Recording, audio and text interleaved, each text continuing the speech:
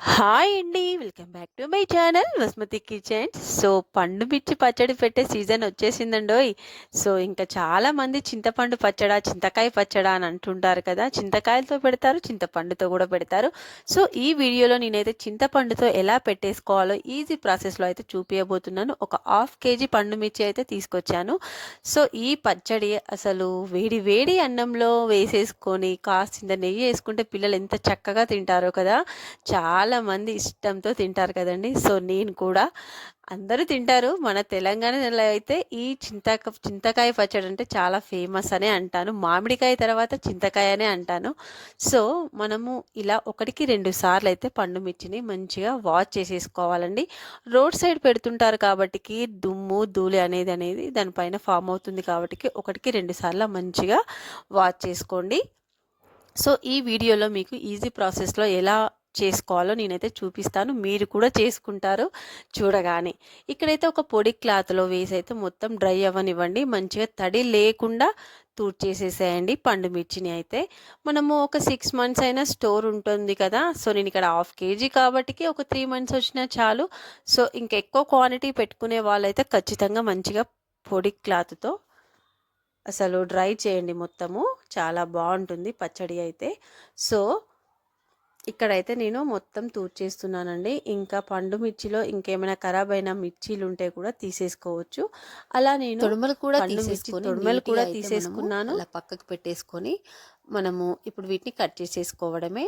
ఇంకా చిన్న చిన్న పీసెస్‌గా కట్ చేసేసుకోవాలి. నాకొక 3, 4 అయితే పండు మిర్చి పాడైపోయాయండి. అలా మెత్తగా అయినాయి అలా అయితే ఉంచకండి. ఎందుకంటే పచ్చడి పాడవుతుంది. సో, ఇక్కడైతే చిన్న చిన్న ముక్కలుగా కట్ చేసేసుకొని పక్కకు పెట్టేసుకున్నాను. సో, ఇక్కడ ఇంకా మనము పండు మిర్చిని మిక్సీ పట్టేసుకోవడమే. కట్ చేసుకున్నాం కదా! నీట్‌గా అయితే నేను ఒక హాఫ్ కేజీ మాత్రమే తెప్పించానండి. సో, చింతపండుతో అయితే నేను పెడుతున్నాను కదా! సో, ఇక్కడైతే చిన్న జార్‌లో అయితే నేను పండు మిర్చిని కొద్ది కొద్దిగా వేసుకుంటూ దాంట్లో కాస్తంత ఒక స్పూన్ పసుపు, అలాగే ఒక 2 టీ స్పూన్ల సాల్ట్ వేసైతే కొద్దిగా బరకగా, మరీ పేస్ట్‌లా కాకుండా బరకగా అయితే నేను మిక్సీ పట్టేసుకుంటున్నాను.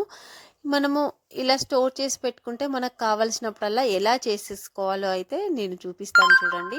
ఇప్పుడైతే ఇలా అయితే బరకగా పట్టేసుకున్నాం కదా!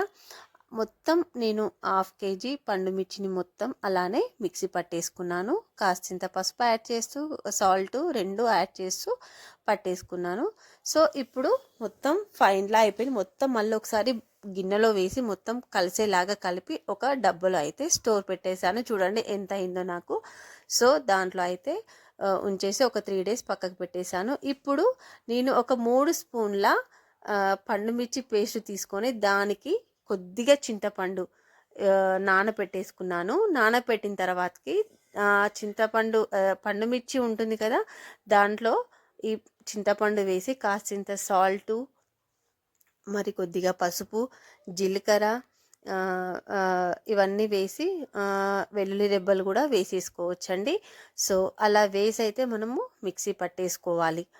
అలా ఫైన్‌లా పేస్ట్ అయ్యేటట్టు మనము మిక్సీ అయితే పట్టేసుకున్నాక చూడండి ఎలా అయిందో. ఇలా పెట్టేసుకోండి. ఇలా కూడా చాలా బాగుంటుందండి. ఇప్పుడు ఇంకా నాకు ఒక చిన్న బౌల్ ఒక 1 వీక్‌కి సరిపడా అంతా తీసేసుకొని మాత్రమే నేను ఇక్కడ ప్రిపేర్ చేసుకుంటున్నాను. నేను అది బయట 3 డేస్ పెట్టాక నేను ఫ్రిడ్జ్‌లో పెట్టేసానండి మొత్తం బాక్స్. సో, ఇప్పుడు నాకు ఎంత కావాలో అంత ఒక 3 స్పూన్ మెజర్మెంట్ తీసేసుకొని అయితే చేస్తున్నాను. ఇక్కడ పోపుకి సంబంధించిన బౌల్ పెట్టేసుకొని ఒక 2 పావుల ఆయిల్ వేసేసి అందులో జీలకర్ర, ఆవాలు, వెల్లుల్లి రెబ్బలు, ఎండుమిర్చి, కరివేపాకు, పసుపు, కాస్తంత లైట్‌గా ఇంగువ కలుపుకొని మనమైతే ఈ మొత్తము దోరగా వేగాక మనమైతే ఈ పచ్చల్లో వేసేసుకోవడమే. ఒక చిన్న బౌల్ అది నాకు 1 వీక్‌కి సరిపోతుందండి. కొద్దిగా ఒక 2, 3 బుక్కలైనా ఫస్ట్ చింతకాయ పచ్చడితో తింటారు అంతే. నెక్స్ట్ అయితే ఇంకా కర్రీ చేసేసుకుంటారన్నట్టు. సో, ఇలా అయితే మనం చేసేసుకోవచ్చండి. సో, ఇంకెందుకు ఆలస్యం, మీరు కూడా ఒకసారి ట్రై చేయండి. చాలా బాగుంటుంది ఈ చింతకాయ పచ్చడి. ఇలా కూడా చేసుకోవచ్చని నేనైతే చూపిస్తున్నాను. నేనైతే ఇలా చేస్తాను. So, thanks for watching. Like and share, subscribe.